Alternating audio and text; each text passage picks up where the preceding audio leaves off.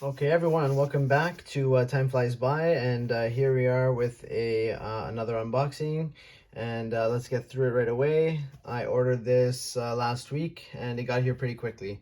Alton, not sure why yours took so long. We ordered it from the same place, so with no further ado, Alton from Half Past Blogs. He just unboxed a similar video, so if that doesn't give it away, or by the time you read the title, then here it is. Haven't opened it yet, just opened the big giant box that it came in, and here we are with a Timex.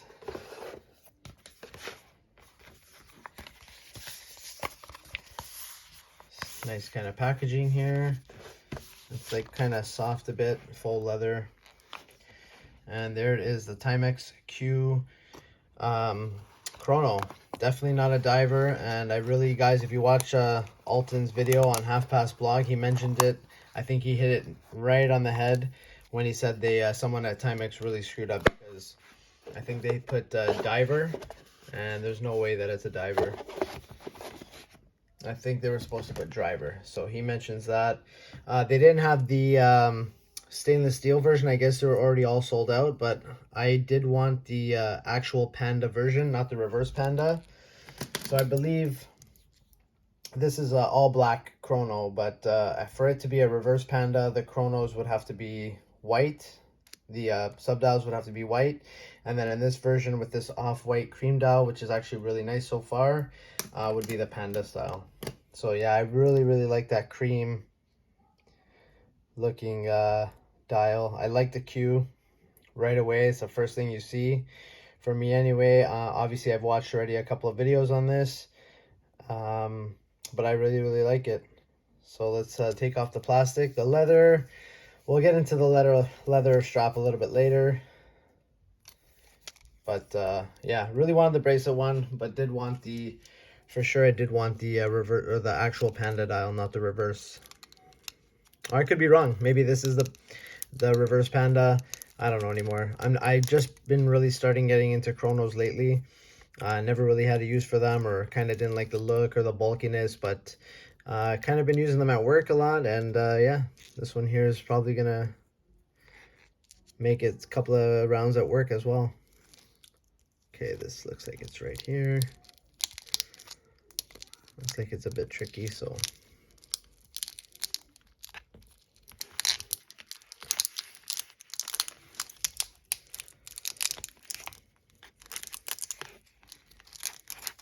wrist check today on Halloween.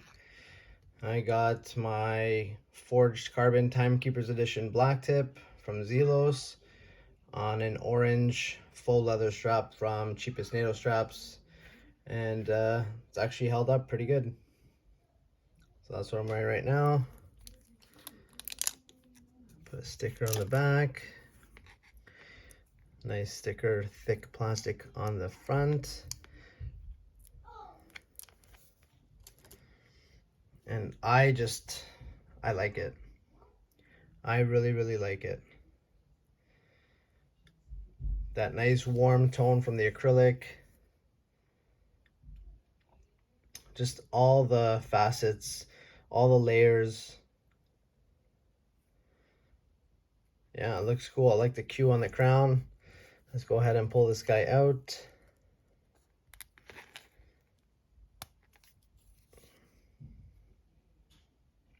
And there goes the second hand. Perfect. So what I do like about it is now that there's been a couple of videos on it, and again, I'm going to mention it again, Alton did such a fantastic job on his video. He did all the research. You know, I'll put a link to his channel down below, because it's a much better video than this is going to be. I just really wanted to show you guys the leather strap version. But he did all the homework, and, you know, he did questions on it. What do you like about it? What don't you like about it? And all that kind of stuff. So what I found in that video is the movement. I actually appreciate that it is some sort of a variant of a Seiko, what are they called, Mecha Quartz, which is what's in this guy. And I haven't been able to take this thing off. Like, it's getting really beat up. I use it for almost everything. It has been plunged in water as well. This one, obviously, I'm not going to put in water. This one does have the stated 100 meters and haven't gone down that deep, but it has made its way into a swimming pool. So this uses the Mecha Quartz VK63 or 64, whatever the compact style configuration is, with a date. This one is not a VK. Again, full title, full information is, I don't even think Timex states it. I think someone had to do some research on it for sure. But it's Epson Instruments, Seiko. Again, I can't remember the reference for it, but it is a Mecha Quartz, also with a date. The biggest difference is if we go ahead and click both movements. Sorry, one has a nice click, this one is just a soft push.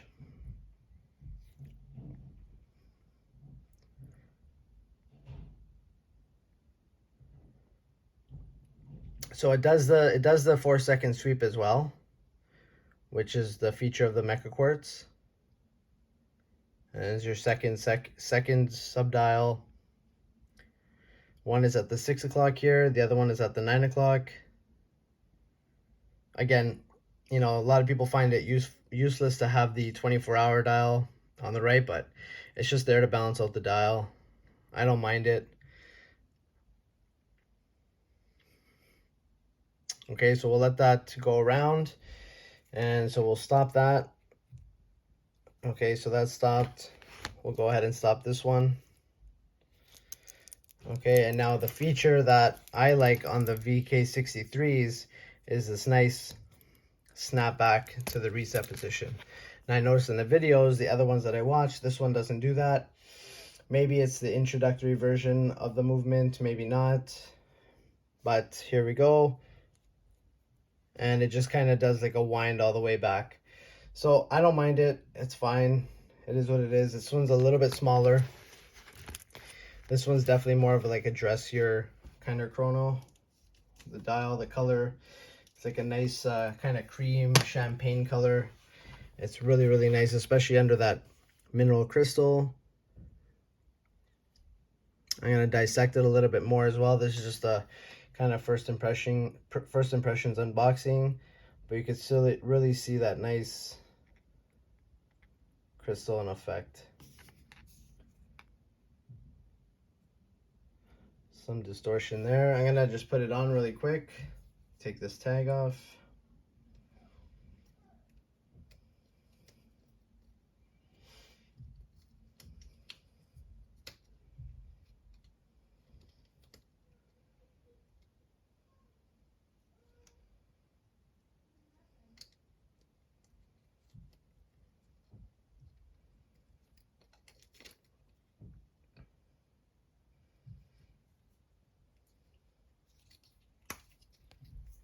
And there's the reference right there.